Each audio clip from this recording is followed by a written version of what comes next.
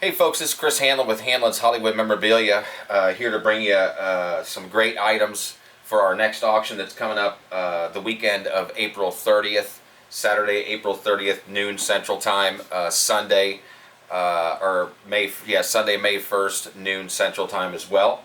But the items I want to talk to you about today are a collection of items that come from the estate of Grant McCune, who's one of the great model makers in movie history, and one of some of the great models he made are from Star Wars: A New Hope, the original Star Wars 1977.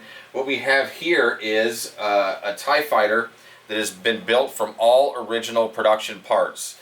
In around 2016, 2017, there was a storage locker belonging to Grant McCune after he passed away that went up for sale, sold to someone, and then that person sold all the contents of the locker to what I could find out 5 different people. Been researching this along with the other pieces that we're going to talk about for about 4.5 years before we were bringing them to sale for you today. I want this video to serve kind of as a digital COA, if you will, because we do so much research and we find out so much about different pieces. And then when we sell those, it just comes with a piece of paper that's a COA that says this is what it is. But a lot of the details and the history of the items is lost. And I really like that history to travel with the items. And because there's so much to know and talk about these specific things, that I wanted to do it in video form. That way, whoever is the lucky person to take this home, will have all the details that I personally have about the things that we're going to sell. So in this locker was all of the pieces to assemble what you see here is a studio scale model TIE fighter. The detail is absolutely incredible. One of the things about this piece that makes it completely different from all of the other studio scale models that have been sold ever, replicas and everything else, there's only the one that we know that was screen used was sold by Edland some years ago in 2008 at auction, and that one had the original metal in between the fins here on the TIE fighter. This TIE fighter here has all original metal venting pieces that were in the locker along with all the other pieces. I have there's a few in production or in assembly pictures that we're going to include in the video and in the listing of the pieces before they were put together. But having the original metal, to be honest with you, before we got this, I wasn't really certain that this was supposed to be metal inside here because I'd never been close up with the Hero one before.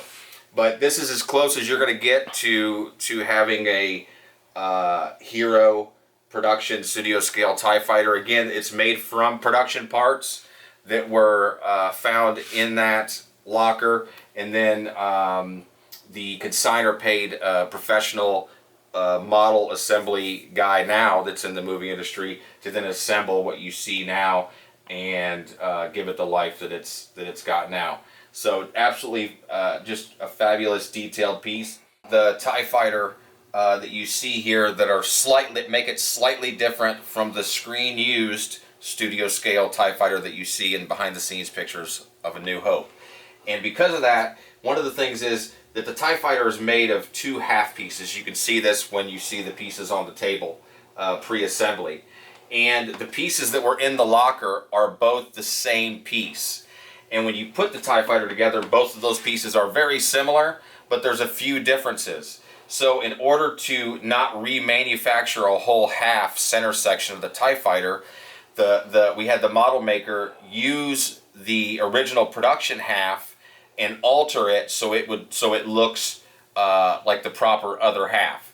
So when that happened, there was one little detail that didn't end up on here, and it's there's a little detail that's supposed to be right here in this spot. It's not there when you compare this to the studio scale. It's because of that work that was done. There's a little bit of detail right there that's missing, and the seat that's in the cockpit was not in the locker, and the model maker had to fabricate the seat. So the only piece on here that's fabricated and not original is the seat in the cockpit. Everything else, including the metal venting in the wings and everything, is all sourced from Grant McCune's estate. Items all belonging to him.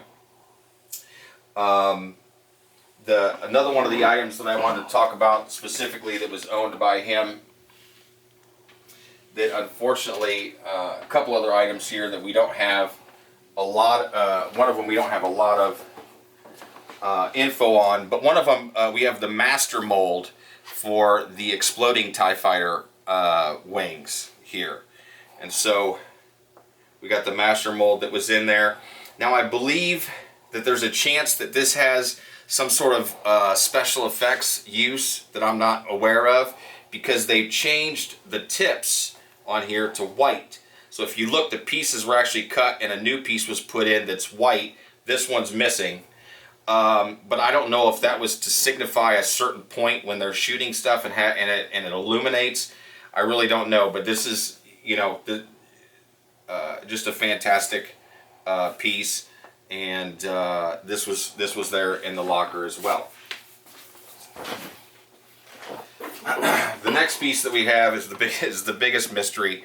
So we have a Luke Return of the Jedi resin lightsaber. Now, if you look at Grant's IMDb, he did not work on Return of the Jedi. After Star Wars, the original Star Wars, him and John Dykstra left ILM and started Apogee Studios, and Apogee then did several other productions, including Spaceballs, which we're going to talk about some pieces that we have from that. But all of those guys were very close. They were very friendly with each other, and so I don't know if he was gifted this. I just can't say. All I can tell you is that it is an exact match to the Luke resin stunt sabers that we know to be in existence from Jedi. It has a lot of wear and tear on it that will show you, like the paint is wore off, the resin is very old. I just have no idea why he had this in his possession. So all I can tell you is it's a lightsaber. It's owned by Grant McCune. It has a direct source, obviously, to Star Wars. But you guys will need to make your determination based on your personal feelings. We're going to have pictures of this, comparison pictures and stuff like that on the in the listing as well. A couple more items that I wanted to talk to you about that were also from the estate of Grant McCune is we have a couple original what appear to be assembly blueprints from A New Hope. This is the TIE Fighter. Obviously they're very, very faded. But there's the back, the TIE Fighter top. Here's the whole wing is right here. There's different writing and things like that on this one. This one's a little harder to see, but this is the Rebel Blockade Runner from the beginning of Star Wars A New Hope. There's two different side angles of it right here. These are also going to be in the auction coming up April 30th.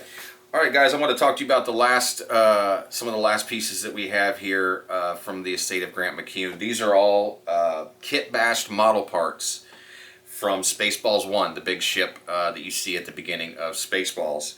And I want to explain to you guys what kit bashing is, because I've talked to a few collectors that weren't aware of what that entails. So in the early days of sci-fi movies, 70s, 80s, 90s, all of the ships, a lot of them were made by kit bashing model parts. What I mean by that is Star Wars, for example, they would get model kits from the 50s, 60s, and 70s, almost entirely military army kits, take all the little pieces, break them off the tabs, and make a big pile in the middle of the table, and then they had the general shape that they wanted things to be in. So as an example, this piece that's on Spaceballs 1, they had it cut into a wooden triangle.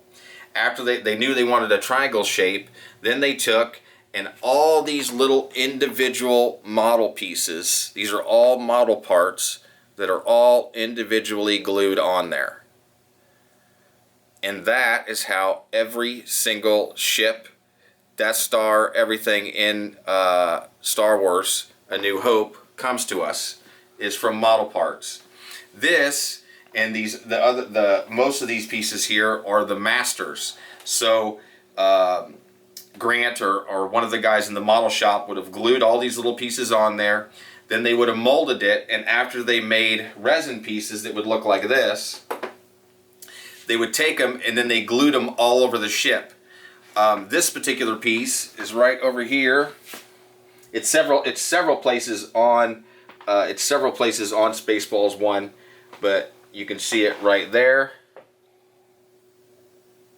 And we'll show you a couple more spots here. Right next to that piece is another piece. This is what it would look like after they molded it and poured it in resin. This is also a mold master marked here, so they would have made repeated ones of these off of this particular piece to then glue in different places. This particular part you see a lot on the ship. You see it right there. You can see this tank is the easiest part to see. You see it there. There's one under here. There's one right there. We have another piece here. Again, they had underneath of this is the general shape in blocks of wood, and then they glued all the little bitty model parts on everywhere to get the look that they wanted. This piece is also several places on the ship. We can see it right there at the top. There's also one sticking out right here. So if you're lucky enough to get one of these pieces, you get to search around and look at the ship and try to find all the spots that I missed. But there's a lot of places for all these. All right, we have another Spaceballs part for you here. This can be seen really large right here. It starts right here is the edge, and here's the other edge right here. You can see this little venting right there. So it's pretty cool. I found this particular piece, I think 3 different places on the ship. And if we go to right here, we have this guy right here that we showed sticking out of the side here. I think we found this one 4 or 5 places. If we go back to this one real quick that we showed earlier, there's another one of them right here. See the ball there and the ball there? That's where those are. It's right there.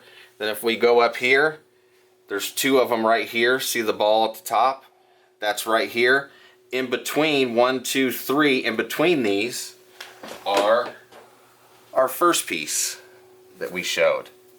Right there, stacked right there. So we'll have pictures of all these pieces for you in the listing, so you can see some of the places that I found it on the ship. We also have some other paperwork and behind the scenes photos and slides and stuff like that from Apogee Studios for different productions that they worked on. There's a lot of behind the scenes from Spaceballs. There's behind the scenes from Ghostbusters 2, stuff like that. So appreciate everybody for watching the video. If anyone has any questions, please send us a message. You can find me at Hanlin Auction Service at yahoo.com. Please send me an email if you have any questions, and we'll see you next time.